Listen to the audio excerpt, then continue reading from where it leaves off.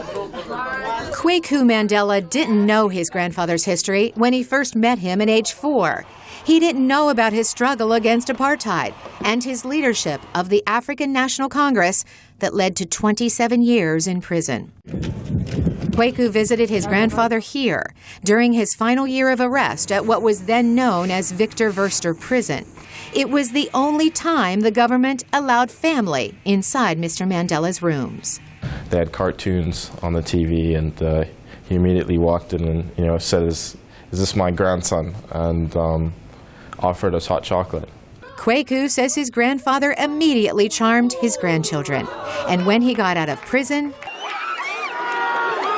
those young relatives became his teachers. There was such a gulf. When he went to prison, there was no such thing as mobile telephones or color TVs or TVs at all. So he came out and he had to learn these things pretty quickly. Kweku says his grandfather's legacy is here in Kweku, South Africa. It's where Mr. Mandela grew up, tending cattle in this small village. He also retired in Kweku. Kweku says Nelson Mandela's life demonstrates the potential we all have.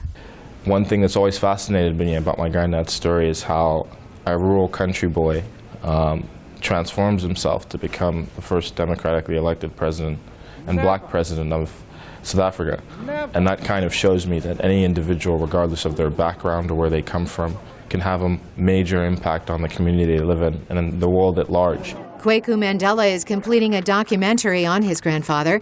It's expected to be released by the end of the year. Carolyn, Presutti, VOA News, Washington.